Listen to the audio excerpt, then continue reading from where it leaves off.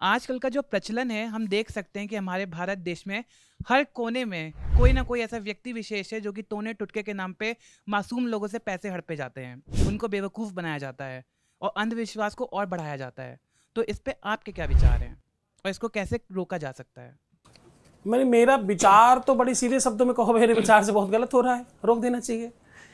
इसका ये जवाब नहीं है, ये बहुत सामान्य बात हो गई। मासूम लोगों को जब आप कहते हो तो मासूम जैसा कुछ नहीं होता। मासूम कोई नहीं है दुनिया में, सब स्वतंत्र हैं, सब अपने विचारों के मालिक हैं, उनकी स्वेच्छा है और वो स्वेच्छा से जा रहे हैं। जाना ही क्यों, किसको नहीं पता ये गलत है? कोई ना मासूम है ना कोई सामान्य है, समय है, काल है, वो संकट है जो उसको मजबूर कर रहा है। वेद ने लिखा, बोले असंभव में है मृगस्य जन्म तथापि रामो लुलभे मृगाया। असंभव है सोने का मृग होना।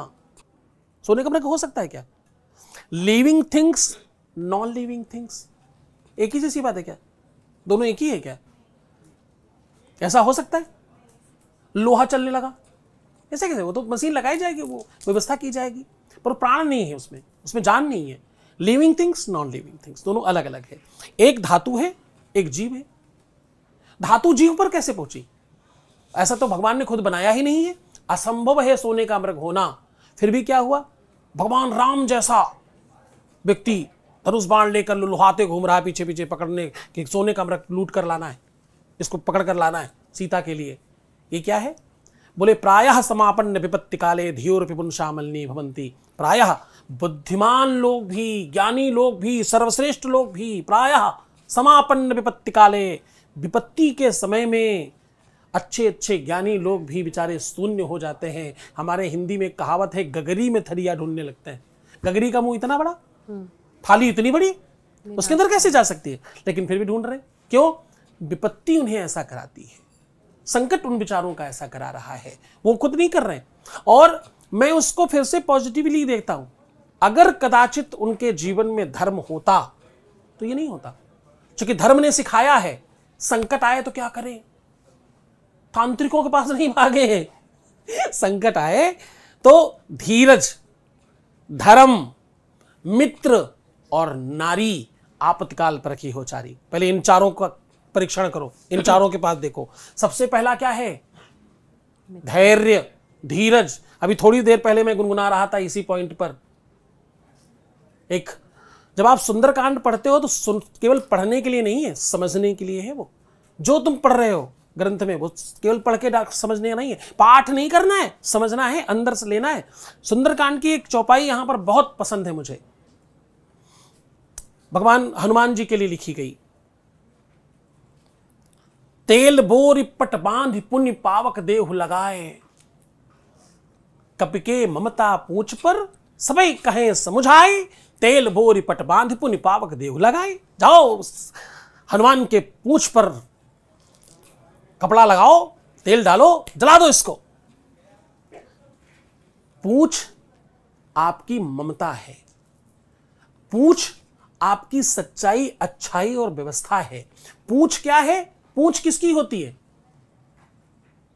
पूछ का मतलब क्या होता है? पूछ का मतलब पीछे वो रस्सी निकली हुई थोड़ी होती है। बोले अच्छे लोगों की पूछ होती है। किसकी पूछ होती है? अच्छे लोग। पूछ मतलब अच्छे लोगों को लोग याद करते हैं। पूछ का मतलब ये है जिस चीज को याद किया जा सके। आपके गुणों में आग लगा दो, उसने कहा। ज्ञानी है वो। रावण सामान्य इंसान है क्या? पूछ में आग लगा दो। मूर्ख है पढ़ने वाले, समझते नहीं, इसलिए ऐसा समझते हैं। पूछ का मतलब उसके गुणों में आग लगा दो, इसका अपयश फैलाओ दुनिया में। बताओ ये बानर है, कोई भगवान नहीं, कुछ नहीं। हनुमान जी हंसे। जो व्यक्ति आपदा में अवसर देख सकता है वो इंसान हनुमान बन सकता है। क्या कह रहा हूं? What I am saying? जो व्यक्ति आपदा में, आपदा मतलब भारी संकट है, चारों तरफ से घनघोर संकट, अब मैं क्या करूं, तांत्रिक के पास जाऊं क्या? नहीं, आपदा में अवसर देखो। चीर कर अंधेरे को उधर देखो, उजाला है। दूसरी तरफ देखने की क्षमता जिसमें है वो हनुमान है। हनुमान क्यों है? क्योंकि हनुमान बुद्धि नाम अग्रण्यम है, बुद्धिमानों में सबसे आगे खड़े होने वाले। हनुमान क्यों? क्योंकि वो अतुलित बलधामम है, दुनिया में सबसे बलशाली है, इसलिए हनुमान है। तो आप जब वो समझोगे आपदा में अवसर, तो आप नरेंद्र मोदी होंगे। आपदा में अवसर, किसी ने कहा वो चाय वाला, उन्होंने कैंपेन शुरू कर दी चाय वाला, लो। फिर किसी ने यूपी में कहा, बोले डबल इंजन की सरकार है, फिर भी ये काम नहीं हो पा रहा है, उन्होंने कैंपेन शुरू कर दी डबल इंजन की सरकार, पूरी तरफ होर्डिंग लग गई। आप आपदा में अवसर ढूंढने का सामर्थ्य जुटा लें तो आप समझना कि आपने रामायण के एक आध चौपाई पढ़ ली है, आपने समझ ली है। तांत्रिकों के पास, मांत्रिकों के पास जाने में बुराई नहीं है। तंत्र को लोगों ने गलत तरीके से इस्तेमाल किया है। तंत्र तो अरे बाप रे उत्कृष्ट भावना है। तंत्र कहते हैं जो किसी भी व्यवस्था को व्यवस्थित कर लेने की प्रबल संभावना और सामर्थ्य, उसको तंत्र कहते हैं। यहां लोग तंत्र मतलब क्या समझते हैं? छू काली कलकत्ते वाली ब्रह्मा विष्णु काली, मेरा वचन न जाए खाली, ओ थुड़बुम स्वाहा, ये तंत्र है क्या? नहीं, तंत्र बड़ी व्यवस्था है।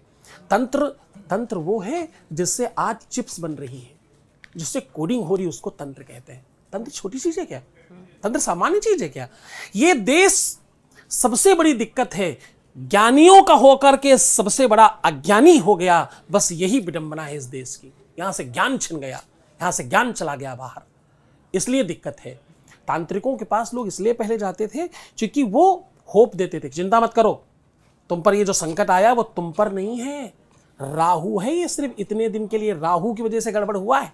तुम तो बहुत अच्छे इंसान हो, तुम तो सब बढ़िया कर लाओगे, कोई चिंता मत करो, ये राहु यही ससुरा बेकार है, यही इसी ने सब खराब किया है।